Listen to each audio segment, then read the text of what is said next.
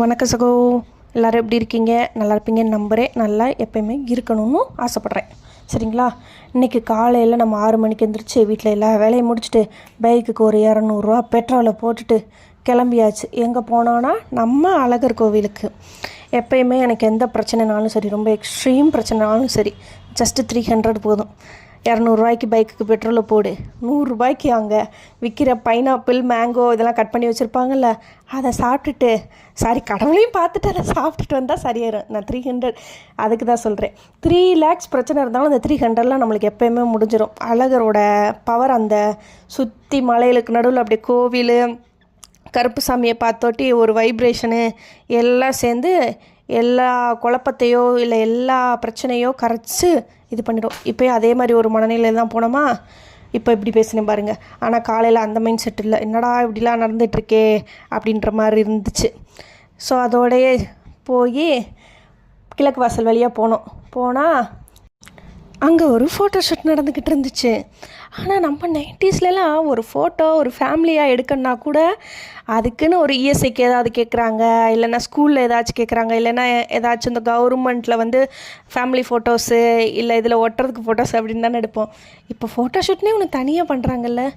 எல்லாம் பார்க்க ஆசையாக இருக்குது. இன்னும் செய்ய 90ஸ்ல பிறந்தாச்சு. சரி, அதுவும் நல்லதான். எல்லாம் தெரிஞ்சு அனுபவப்பட்டு அடி வாங்கி வந்திருக்கோம்ல, அதான் அந்த பக்குவம். அப்படியே உள்ளக்க போனால் எத்தனை பேர் வேண்டுதலுக்காக கட்டி வச்சுருக்காங்க. அந்த என்னோடய ஆசை, அந்த குழந்தை வரத்துக்காக கட்டினவங்க எல்லாத்துக்குமே குழந்தைய அள்ளி அள்ளி அள்ளி அள்ளி அள்ளி அந்த கடவுள் கொடுக்கணும். அவங்களாம் சந்தோஷமாக இருக்கணும். நான் குழந்தை இல்லாதது, அது ஒரு பெண்ணை பேசுகிறது இந்த சமூகத்தில் என்றைக்கு தான் மாறுன்னு தெரிலையே. எல்லாம் மாறிடுச்சு, ஆஹா ஓஹோ அப்படிலாம் பேசிக்கிறாங்க வெளியில். ஆனால் இன்னும் இருந்துட்டு தானே இருக்குது. அப்படியே உள்ளக்க போனால் கிளியெல்லாம் பறந்துட்டு இருந்துச்சு. நல்லா கோபுரத்துக்கு மேலெல்லாம் நிறைய கிளி பறந்துட்டு, பட்டர்ஃப்ளை எல்லாமே பறந்துட்டு. ஏன்னா நம்ம காலைல 8 மணிக்கெல்லாம் போயிட்டோம். ஆனால் என்னங்க 8 மணிக்கு 12 மணி வெயில் மாதிரி அடிக்குது. இந்த சூரியனுக்கு என்னவா மலைப்பகுதி, அது இத்தனை நாளாக போகும்போது அவ்வளோ ஒரு என்னதான் வெயில் இருந்தாலும் உள்ளே தெரியாது. ஆனால் இப்போ அப்படி இல்லை, அவ்வளோ வெயில் அடிக்குது. உள்ளக்க போனால் ஒருத்தர் பாருங்கள், ஒரு ஹனுமான் வெயிலுக்கு அவரே தாகம் தீர்த்துக்கிட்டு இருக்காரு, தண்ணி குடிச்சிக்கிட்டு இருக்காரு. அப்படியே சுற்றி அவங்களாலுமே இருக்க முடியல. ஃபஸ்ட்டெல்லாம் நிறைய இருப்பாங்க இந்த இடத்துல. இப்போ அங்கங்கே 2-3 அப்படின்ற மாதிரி தான் இருக்காங்க. எல்லாமே காட்டுக்குள்ளே போயிட்டாங்க போல் வெயிலுக்காக. அந்தளவுக்கு வெயில் அடிச்சிச்சு. ஆனால் இப்போ கரெக்டாக 8:30 தான் ஆகுது. 8:30க்கு அவ்வளோ வெயில். அப்படியே வரிசையில் உள்ளக்க போக ஆரம்பிச்சிட்டோம். போயிட்டு இந்த வரிசையில் நார்மலாக இருந்துச்சு.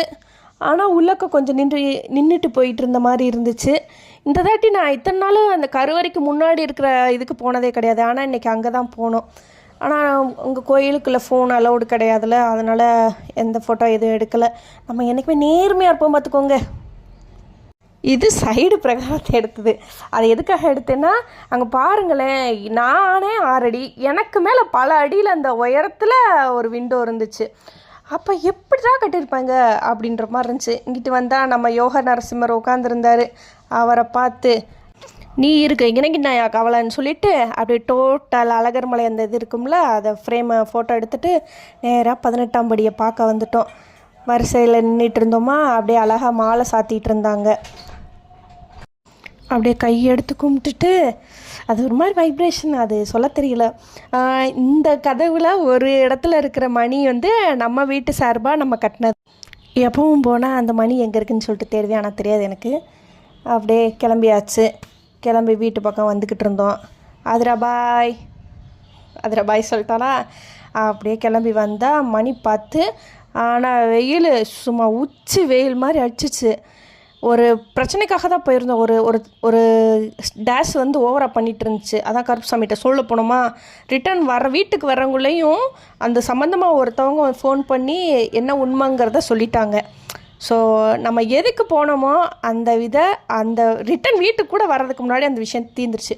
ஆனால் வீட்டுக்கு வந்துட்டு பார்த்தா மாடியில் ஒரு புறா இருந்துச்சு. அதுக்கு ஒரு கண்ணு மற்ற புறாக்கள் கூட சண்டை போட்டு கொத்தி இதாகி நம்ம மாடியில் விழுந்து கிடந்துச்சா. அதை தூக்கி ஒரு சைடு கண்ணு நல்லாயிருக்கு, ஒரு சைடு கண்ணு அப்படியே அடிபட்டு இது பண்ணி மேலே அந்த இறகுகள் எல்லாம் ஒட்டி போய் உள்ளே கொத்தி கொத்தி இது பண்ணியிருக்குங்க போல். அப்படியே அதுக்கு ரொம்ப இதாக இருந்துச்சு. அதுக்கு சாப்பாடு கொடுத்தா சோறு, ஆனால் சும்மா லைட்டாக ஒரு 4-5 பருக்க தான் சாப்பிட்டுச்சு. தண்ணி கொடுத்தா குடிச்சிச்சு. அப்படியே அதை பார்க்க கொஞ்சம் கஷ்டமாக இருந்துச்சு. நம்ம வந்து நம்மளுக்கு அடிபட்டால் நம்ம வந்து நம்மளை யாராவது பார்த்துக்கிறாங்க, டாக்டர் இருக்காங்க, எல்லாமே இருக்குது. ஆனால் அந்த பறவைகளுக்கோ விலங்குகள்லாம் அவங்கள சரி பண்ணிக்கிறாங்கல்ல. அப்படி தான் கடவுள் படைச்சிருக்காரு. இருந்தாலும் அதுக்கு வந்து ஒன்றும் தெரியல. அப்படியே ஒரு சைடு பார்வையில் முழிச்சு பார்த்துட்டு நம்மளை என்ன பண்ணுறாங்கன்னு பயந்துட்டு அதோட ஹார்ட் பீட்லாம் இதாக இருந்துச்சு. அதனால் தண்ணி குடித்து சோறும் கொடுத்து மடியில் போய் மறுபடியும் விட்டாச்சு.